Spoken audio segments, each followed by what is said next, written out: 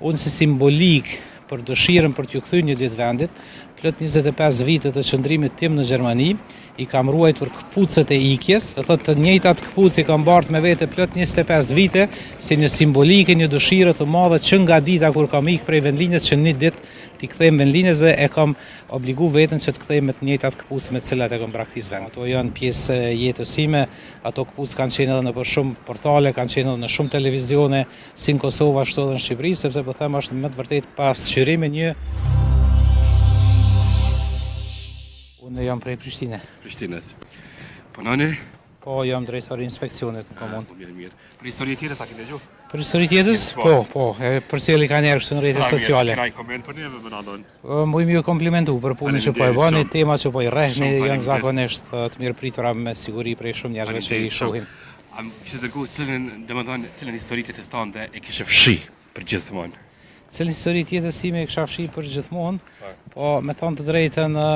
unë e kam edhe një libër autobiografi jetësore, të cilën e ka nxjerrë një autor, Faruk Tasholli, në vitin 2019. Kam jetu më shumë se 25 vite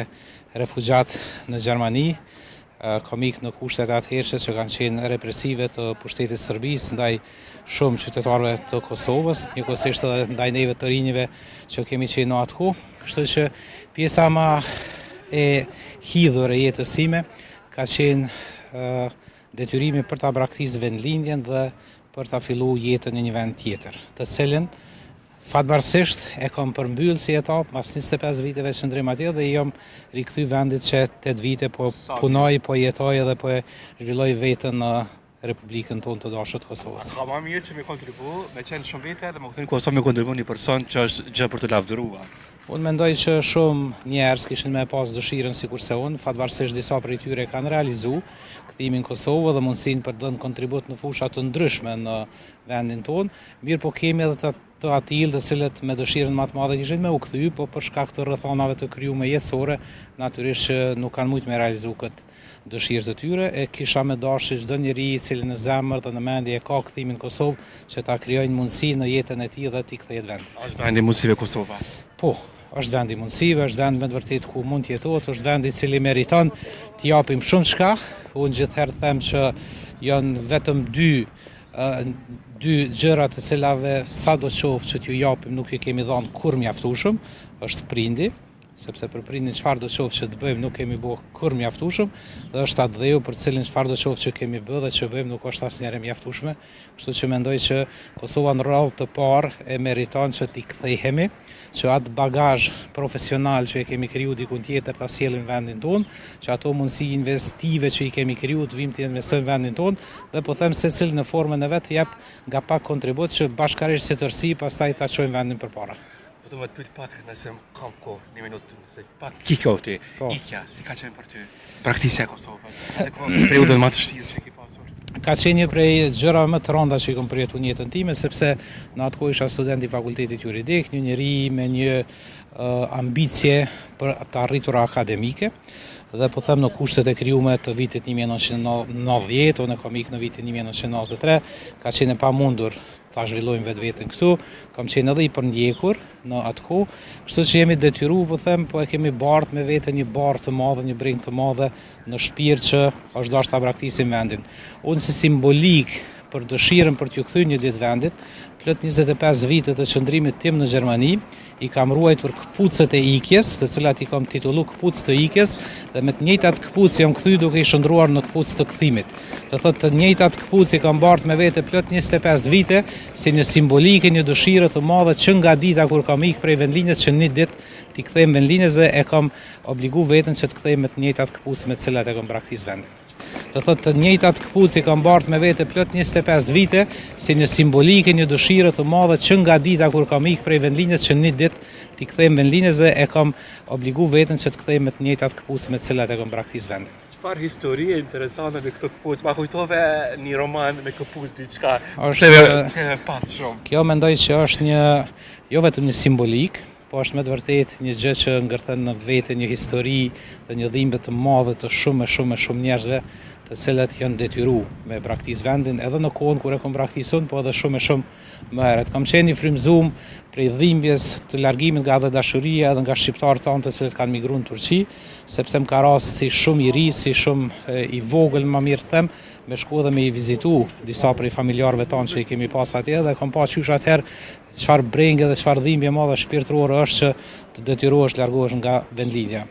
Se kom mendu në atë kohë kur kam qenë i vogël që një ditë kam e përjetuar edhe vetë një dhimbje të tillë, po thënë ka qenë një dhimbje të cilën shkrimtari Faruk Tasholli e më vonë edhe Agim Kuleta, sepse janë 2 libra autobiografi jetësore që janë shkruajtur për mua, i kanë sjell bukur mirë në librat të cilat janë shkruar për këtë biografi jetësore. Tash e pa dëgjuar nga një person, kurioz, këpucët i ruhen sot?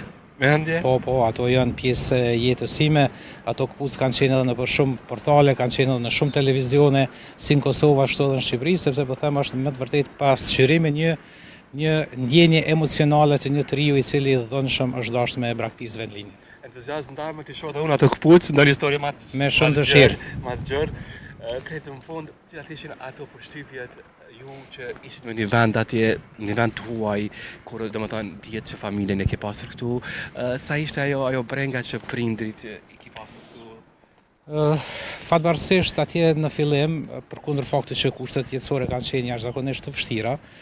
integrimi ka qenë jashtëzakonisht i vështirë, sepse kemi shkuar në një vend të papërgatitur, ndoshta edhe për ato punë të cilat na kanë ofruar në atë kohë, kemi shku pa pas njohuri të gjuhës gjermane. Mirë, po fati e ka dashur dhe fal angazhimit, pastaj